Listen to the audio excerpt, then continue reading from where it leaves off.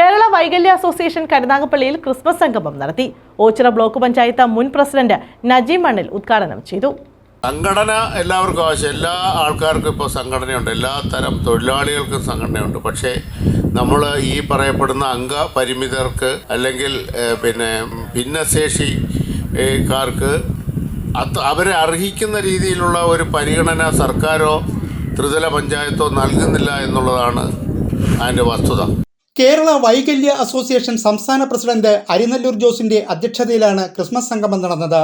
സംസ്ഥാന general secretary KR Santhosh Babu, ജീവകാരുണ്യ പ്രവർത്തകൻ H നാസർ പോച്ചയിൽ, കരുനാഗപ്പള്ളി നഗരസഭാ councillor Beena Johnson, Tommy Abraham, association vice president R Surendran, ജില്ലാ പ്രസിഡന്റ് ബ്ലാലിൽ ബഷീർ എന്നിവർ പങ്കെടുത്തു. ജീവിതത്തിന്റെ ഓരോ ചലനങ്ങളെ പറ്റി വർത്തമാനം പറയുകയും ലോകത്ത് നടക്കുന്ന സംഭവവികാസങ്ങളെ പറ്റിയും കഴിഞ്ഞു പോയതിനെ പറ്റിയും വീണ്ടും വരാനിരിക്കുന്നതിനെ പറ്റിയും ഒക്കെ സമ്മതിക്കുന്ന ഈ മാതിരി കൂട്ടായ്മകളെ നമ്മൾ കണ്ടില്ല എന്ന് നടിച്ച് നമ്മൾ കേവലം അവർ കൊടുക്കുന്ന ഗിഫ്റ്റ് വാങ്ങുന്നതിലേക്ക് ആളുകളെ ചുമതലപ്പെടുത്തുന്നതിന് പകരം.